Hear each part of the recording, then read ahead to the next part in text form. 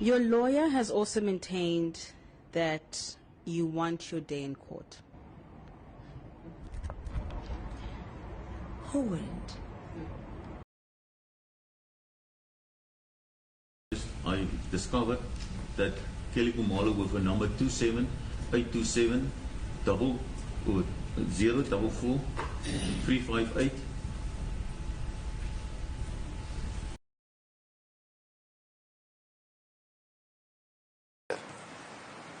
I was briefed that the person to be eliminated or killed was Senzo Meiwa, and the matter is initiated by Kelly Kumalo, who was going to make a payment for the whole job.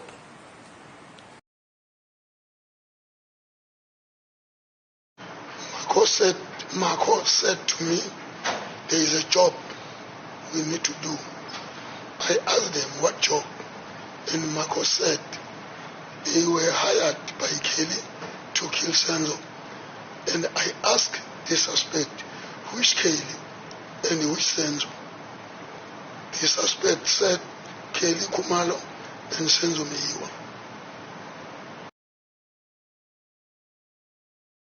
Arrived. Karos and Ntokoziseni Mapisa then called Kelly Kumalo. They told her that they were all right. We all then left in the Polo Vivo. It was myself, Karos, Ntokoziseni Mapisa, Sifiso, and Muzi. Now, in this episode, right, there are just few things that I want us to iron out about Kelly Kumalo. And those things are, do you remember Sister Kelly Kumalo saying, listen, I want my day in court. I want to tell them what happened. Because I will never allow those criminals who took my father's, my baby daddy, my then baby daddy's life. I don't want them to get away with it. So I want my day in court to tell them my side of the story. Right? It turns out that she said that was on the media. When she said that, we were like, wow, okay. Quite interesting. She wants her day in court. Surely she should be afforded her day in court. Well, look, everything now is available. Boom. She's not on the list. Baloi confirmed that she's not going to be on the list. Has she insisted that no, I want my day in court? Has she? It's a question that I want to ask today, because this is a bit interesting. As interesting as it is, do you remember the South African police cell phone expert? Do you remember that story? Oh, because today it's going to be later. Do you remember how the cell phone expert told us that Kelly Kumalo was in conversation with the Inkabis? Do you remember that? Oh, this sounds, you know what? It may sound a bit, don't worry. Today, we'll go through. And I want to ask the question, why she hasn't been arrested when according to their evidence, there is a reason to arrest her. Why? Now, wait. Why are you watching this video thus far? And yet you're not doing what you're supposed to be doing. I put it to you that you do the following. If you are not yet subscribed, what are you waiting for? Come on, good people, because to subscribe it is free, to like the video it is free, to comment in the comment section below it is free of charge, to click the notification bell it is free of charge, to share this video it is free of charge, to watch this video until the end it is free of charge. Also, good people, come on, to watch the ads it's free of charge, and that's how you financially contribute to this YouTube channel. Speaking about financially contribution to the channel, you can become a member of this YouTube channel from as little as 20 Rand a month. You can also use the Super Thanks button. In case you don't want to do that, guys, there is a way where you can use my media company banking details to donate to the channel, and you know what I'm saying, we'll bring you more, and also guys want to buy more equipment. So the power is in your hands. Please do the honorable thing as we proceed. Okay, I want us to start from what she said, right? But before I give you the context as to what she said, I need you to make you understand the importance of her testimony. If you listen to Zandi Kumalo, when the so-called intruders ran into the house, one, Zandi Kumalo ran into the bathroom, that's where she was squatting. Mtogo confirmed that he ran into the bedroom, that's where he was. Tumelo,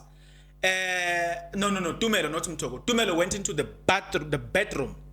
Mtogo ran outside. Longwe, Mtogo ran to the neighbor. Longwe went and disappeared. All right. Now, you are left with who? Kelly Kumalo, the mother, Senzo Meyiwa, and the intruders. So Kelly Kumalo is not just a witness, but she is an eyewitness. Do you understand the importance of her testimony? Yet the state see it not fit to call such a critical and important witness. And the witness has been indicating that she wants a day in court. Let's take a look at what she said. I did not continue. He dropped his relationship to be with me.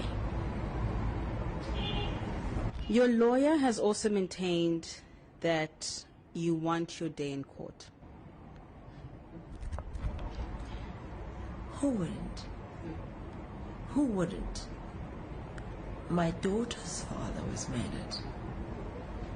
And nobody deserves that. My life has been in danger since day one of the murder.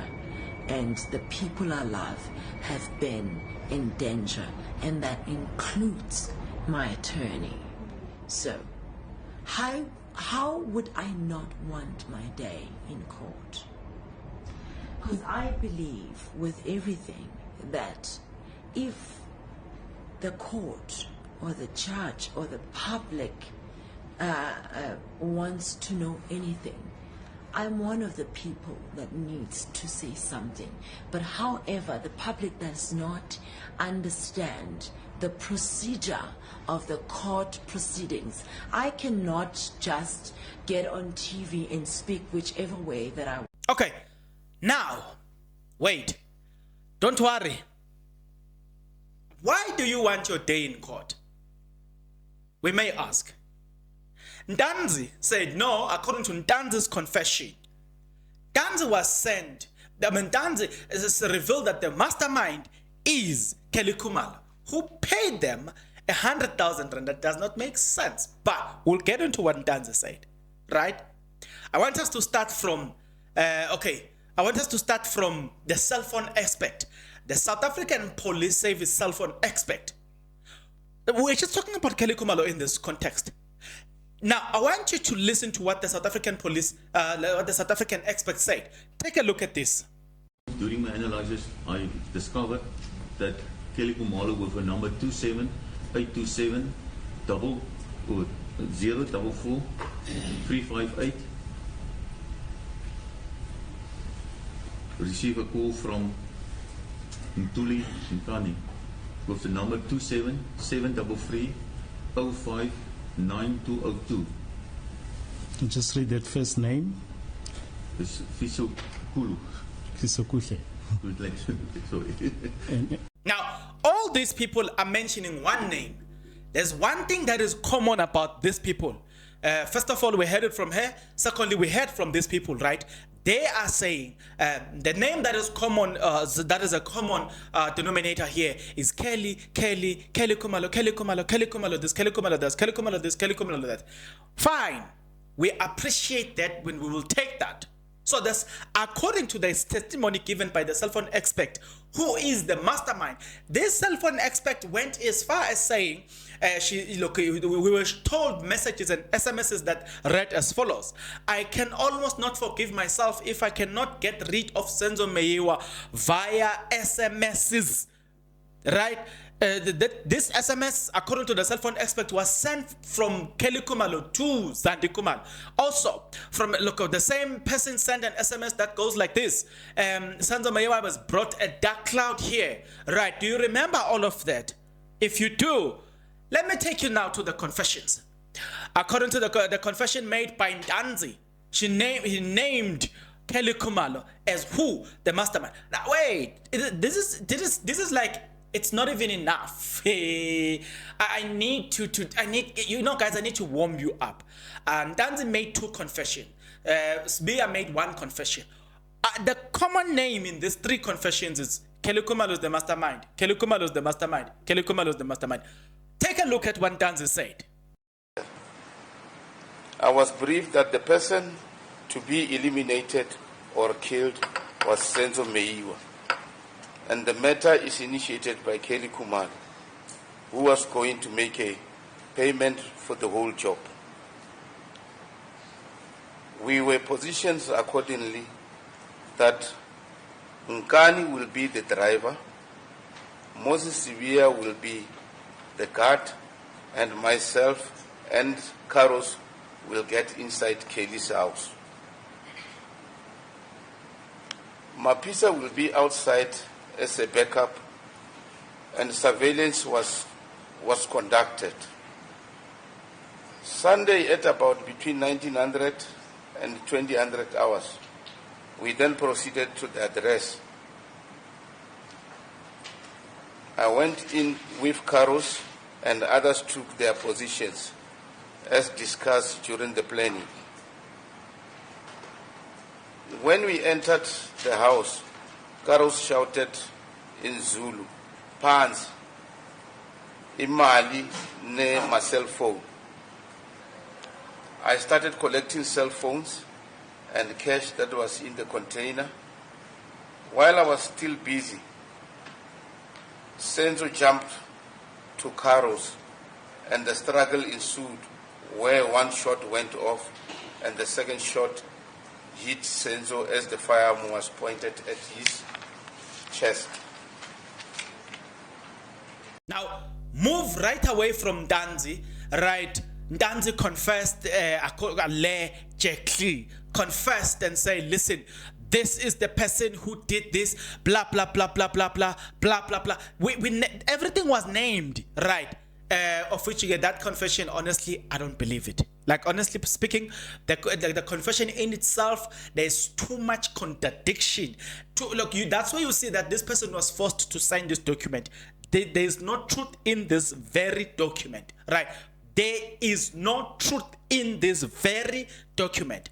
But I want us to go a little bit, a step further, right? If you listen to the first confession by Ndanzi, and then you listen attentively to the second confession, you will see that there is contradiction to the first confession.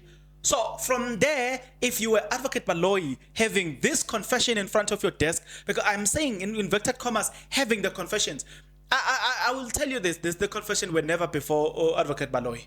Because if he had all this evidence, there was no reason to arrest the people that he has arrested now.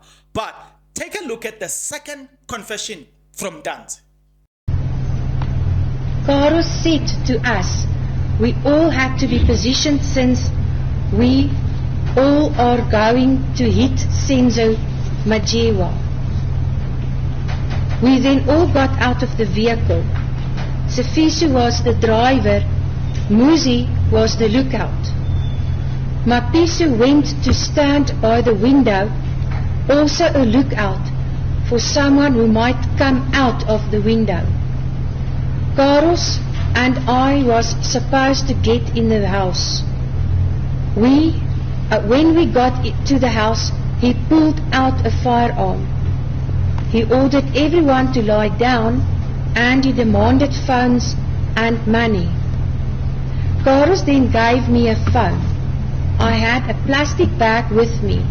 There was a plastic container on the table with money. So, if you have paid attention to the second confession from Ndanzi, you will realize that something is not made sure. But there's one consistent thing. Kelly Kumalo did this to us. Kelly Khumalo paid this. Kelly Khumalo did this. Kelly Khumalo did, there's that one denominator or contributing factor, and that is Kelly Khumalo has paid them, right? So you say, okay. So there's one name here that is very consistent throughout this testimony. There's one name that you can sit down and say, oh, so Kelly Khumalo is the denominating factor or contributing factor in this whole situation. What evidence does the SAPS have against her, right? Because you can't tell me that they are still investigating her. Look, remember, according to law, they must investigate, conclude the investigation, and then start the case. So what have they been doing all along? Nevertheless, go now into the third confession by Sbia. Take a look at what Sbia has got to say. Marco said to me, there is a job we need to do. I asked them what job, and Marco said they were hired by Kelly to kill Senzo. And I asked the suspect, which Kelly and which Senzo? The suspect said Kelly Khumalo and Senzo Meyiwa. They are the people we're talking about. Paragraph 3. I asked them if they already charged the money, and they said yes. They charged 100,000, both Marco and Makimba charged for the killing. Marco was the one who was having dreadlocks, and Makimba was wearing the cap, red in color, and I was wearing the white cap. Those caps were wearing on Saturday, and the one with dreadlocks was wearing the wool hat. The accused remind me that in order not to mix the days, in brackets. Sometimes we drove, same time, we drove to the traditional healer, Mkhulu, as we used to call him, and he is from Swaziland. This is the traditional healer we use to go to before we committing crime. He is from Swaziland. Paragraph 5. The Inyanga stays at Katle home at Palm Ridge, and we entered there, 3 of us. Marco is the one who explained to the traditional healer, Mkhulu, in brackets, that we want to check if we are going to succeed in doing this job. He further mentioned to Mkhulu that we are going to kill Senzo Meyiwa, and we were bought or hired by Kelly Khumalo, who was the girlfriend to Senzo Meyiwa. Marco told us that Kelly won money from Senzo, but he never told Mkhulu that. Mkhulu, traditional healer, checked for us and said we are going to succeed to kill this third person. Okay, so if you listen to all the confessions now, from Sibia to Ndanzi, cell phone expert, what conclusion can you draw from everything that I've just made you listen here? It begs the question, Kelly Khumalo, you wanted your day in court, and I said to you, if you're listening to how they describe the scenario, let me remind you, what has been described to us is that the intruders got into the house. When they got into the house, pointed them look with firearms. Whatever happened, it happens, and that lie, that theory that was never true, we said no problem. As untrue as it is, according to Zandi Khumalo, she leaves the house as soon as they were gone, going into the Ntapseng and Mapiri's house. She gets them. Ntapseng also lied, let alone the lies that were, these witnesses are untrue. Let alone the untruthfulness of those witnesses. Let's also focus on this one, where now that you have Zandi Khumalo leaving the house, guess who's left with the deceased? It is Kelly Khumalo and her mother, right? She comes back, she cries, she comes back home. As she comes back home, now they are putting Senzo Meyiwa into the BMW X6, right? So that they can drive him to hospital. Guess who is still with Senzo Meyiwa? It is Kelly Khumalo, right?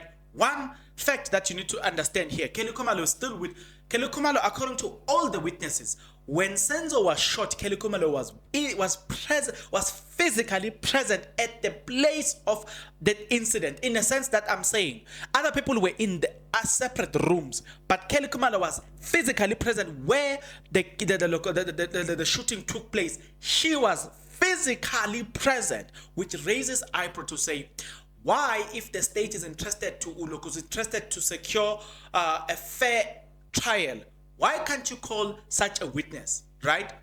That's just one point that we need to cover. But then there are more points to discuss concerning this. So from there, they take Senzo Meyiwa to the hospital. Guess who's driving? There's one person that is always in this incident. It's Kelly Khumalo. Getting into the hospital, Senzo Meyiwa is declared dead. Guess who goes there to say her last words? It is Kelly Khumalo who took the necklace up. As per the testimony of these people, right? The Thokozisi Tumelo and Zandi Khumalo. Kelly Khumalo went there to say her last words. She took the watch in Senzo Meyiwa. The necklace was taken by Kelly Khumalo. Now, Kelly Khumalo then goes on to collect things that belongs to Senzo Meyiwa, including his ID and the car, drives the car. But the point that you need to understand in all this is that Kelly Khumalo was with Senzo Meyiwa prior to his death. Few minutes before his death. When he died, she was with him, right? So if you understand how important it is for people who pursue justice to call such witnesses, but now you hear people saying she's not on the list. How come? This is something that people should be questioning. And I'm surprised that people are not questioning this. This is something that South Africa should be questioning, to say, if the state is interested to bring justice for for the deceased and to the Meyiwa family, then why are you not interested? Are you not keen to call an eyewitness? This is an important witness. Why are you not interested to call this witness? It shows that when somebody wrote and say, the state is interested in what's this word? They are very keen to secure conviction. They are very keen to make sure that the accused get arrested. But whatever their pursue is not justice, but it is to secure conviction, to cover up everything. So how do you see that? You see that by them showing less interest and in fact zero interest to call eyewitnesses, right? But it's not just about the state. It's about what the eyewitness told us. The eyewitness told us that this is also important. The eyewitness told us that she wants her day in court. Now she's got a fair opportunity. Go to court. If they are not inviting you, or they are not creating a space for you to go to court, then you need to invite yourself. You need to tell them that I was there. I am an eyewitness. I need to tell the court not just what I heard, not what somebody else told me. I was not sleeping. I want to go there and tell the court what I saw with my naked eyes. But that is not happening. What has changed? Because from what we know, what she told us, she's been longing for her day in court. Now that Advocate Baloi has indicated, put it on record, that she's not going to be called as their witness, what has she done in pursuit of justice? I've always said that she has to do it for the sake of her name, right? So I'm seeing an individual that does not show interest because we don't know anything that she has done. Maybe there is, maybe you know something like Mapopola has been celebrating the ruling by the judge. Maybe you know that there are things she has done, but so far, you said it on public platform, national television, that you want your day in court. Advocate Baloi put it on record on national television that you are not going to be called. If there is an interest from her side to go out there and say her side of the story, isn't this a better opportunity to write to the, or tell the investigator, the lead investigator, that listen, I want my day in court. Yes, I hear the state prosecutor says he does not want, he will not call me, but I'm telling you, because I'm not just a witness here. If in comparison, the testimony of Zandi Khumalo and the testimony of Kelly Khumalo, the one of Kelly Khumalo have more weight than the one of Zandi Khumalo, because Zandi Khumalo saw things through, everything until the end. I mean, sorry, not Zandi Khumalo, Kelly Khumalo saw things from the beginning until the end. And because of that, it makes her a key witness in this. Now you hear, you've got a state or you've got Advocate Baloi, who was presented with two dockets, 636 and 375, and he chose 636.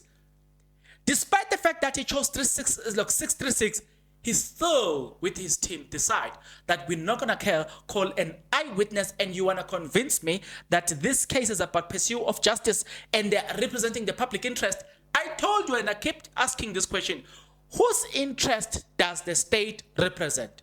It's not the public interest, because the public interest is in disagreement with the state, and you can check the facts. The facts are just before you. Whose interest does the state represent? It's a question of the day. And the day you understand the significance of this question, you'll understand the question that, look, you'll understand why I kept, I was pressing on this question. Whose interest does the state represent in this case? Right? Tell me what you think about everything that I've just said now. You and I will see each other in the next one. But until such a time, good people, please take care.